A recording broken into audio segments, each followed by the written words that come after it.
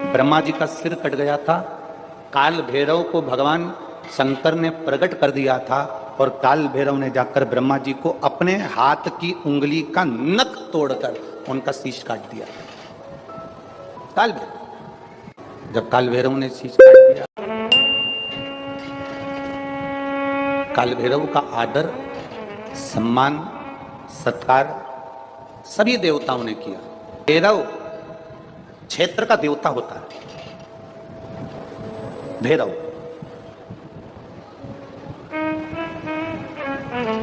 64 तरह के भैरव होते हैं। कितने तरह के? 64।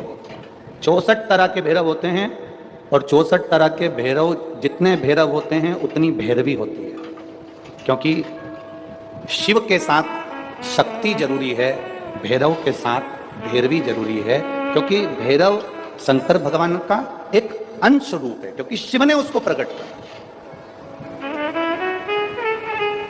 हाँ, दुनिया के लोग भले भैरव जी को बदनाम करने में लगे, ये तो शुरू से चला रहा। भैरव जी को कोई बीड़ी पिला देता है, कोई सिगरेट पिला देता है, कोई कह देता है कि भैरव बाबा को तो बीड़ी दे दो, भैरव बाबा को तो सिगरेट दे दो। ये ढोंग और प्रपंच मेरे शंकर की कथा में नहीं है।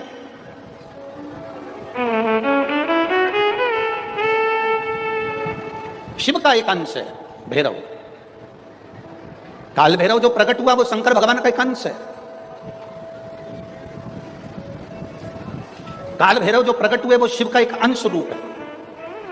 और काल भैरव जब प्रकट हुए, सारे देवताओं ने उनका आदर करा, इंद्र ने उनका सम्मान करा, इंद्र उनकी सेवा में लगे, वायु देव, गरुण देव, वरुण देव, जितने भी देवता हैं सब ने उनका आदर करा। अब आदर करते करते करते करते माता लक्ष्मी जी ने भी काल भैरव को निमंत्रण दिया। जरा सुनिएगा, बहुत सुंदर कथा है पुष्कर राज की।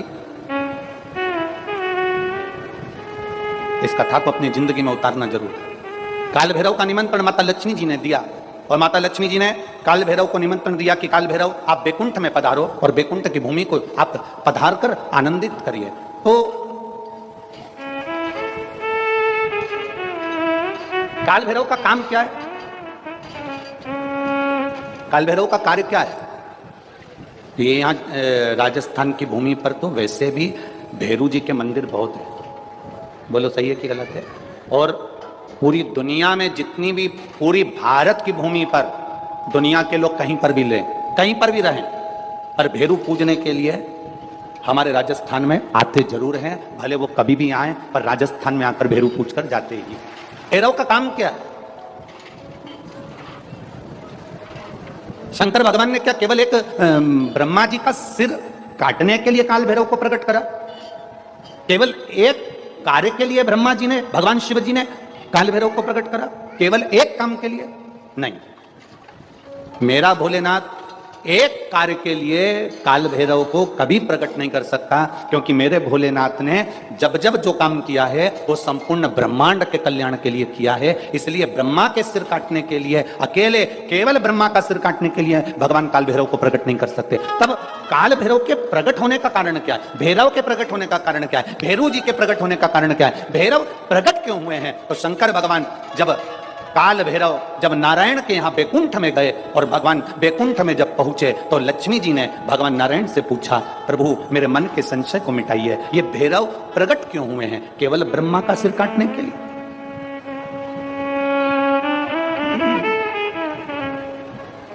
क्या ये ब्रह्मा जी का सिर काटने के लिए प्रकट हुए हैं? आखिर भैरव प्रकट क्यों हुए? केवल एक ब्रह्मा का सिर काटने के लिए? भगवान विष्णु ने कहा नहीं, केवल ब्रह्मा का सिर काटने के लिए काल भैरव नहीं प्रगटे। लक्ष्मी सुनो, आज मैं तुम्हें सुनाता हूं काल भैरव भगवान शंकर ने क्यों प्रकट करा। उसका कारण केवल एक है। जब देव अधिदेव महादेव अपने नेत्र बंद कर कर बैठ जाते हैं और समाधि में लीन हो जाते हैं, साधना में लीन हो जाते हैं, तब काल भैरव का दायित्व बढ़ जाता है। भैरव का दायित्व बढ़ जाता है।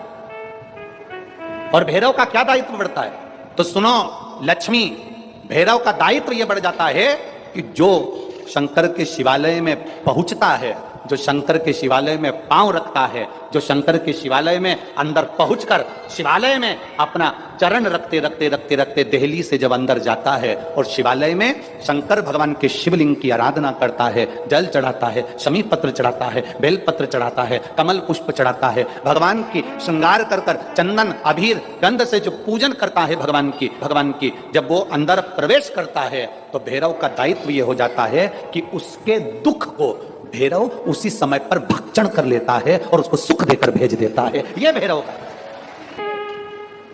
तो लक्ष्मी जी के मन में एक प्रश्न खड़ा हो गया, शिव जी के मंदिर में तो कहीं भैरव का दर्शन ही नहीं होता। आपके यहां पर शंकर जी के मंदिर हैं, आपको भैरव का दर्शन हुआ है कहीं? शिव जी के मंदिर में भैरव का दर्शन होता ही नहीं है।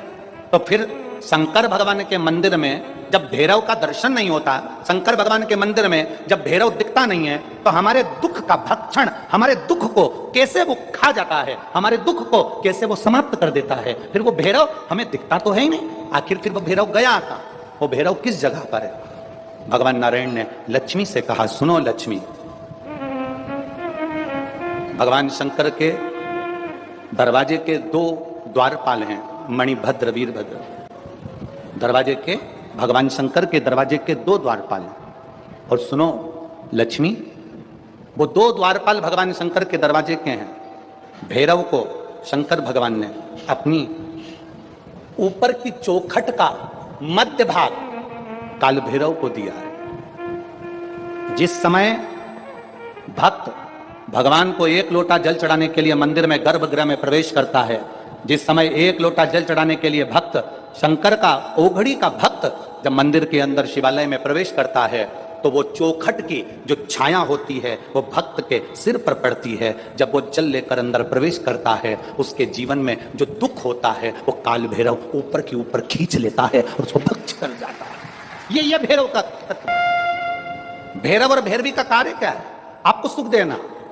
भैरव और भैरवी का कार्य क्या है? आपके भीतर यदि अहंकार आ गया, आपके भीतर यदि अभिमान आ गया, आपके भीतर यदि अभिमत्ता आ गई, आपके भीतर यदि कपट आ गया, आपके भीतर यदि बेईमानी आ गई, आपके भीतर यदि प्रपंच आ गया, आपके भीतर यदि काम, वासना, आसक्ति, तृष्णा, लोभ समाहित हो गया, तो भैरव और भैरवी इसको खींच लेते हैं। ये शरीर के अंदर एक तरंग के रूप में प्रवेश कर खींच लेते हैं, भैरव और भैरवी। कि जैसे अष्टमी तिथि या नौमी तिथि किसी भी महीने की, चाहे शुक्ल पक्ष की हो चाहे कृष्ण पक्ष की हो, अष्टमी और नौमी तिथि, ये 2 तिथियां ऐसी हैं, मान लो तुम्हारा पैसा तुमने किसी को दिया, 5 लाख, 4 लाख, 3 लाख, 10 लाख, 8 लाख, 2 लाख, 50,000, 25,000, 20,000, 40,000, और वो पैसा नहीं दे रहा आपको, आप हार गए कह के कर, फोन लगा लगा कर, भैया दे दे रहे, परेशानी है, दे दे रहे भैया, हम तो परेशान हो गए, और हार गए, नहीं मिल रहा, बहुत परेशान।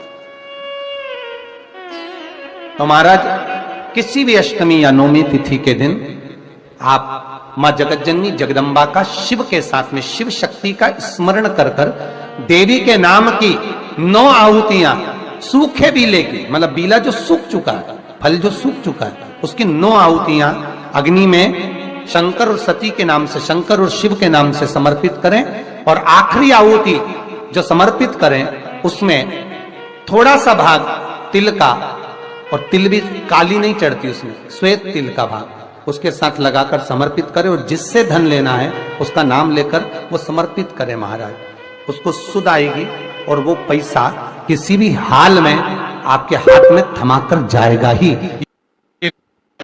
शादी नहीं हो रही।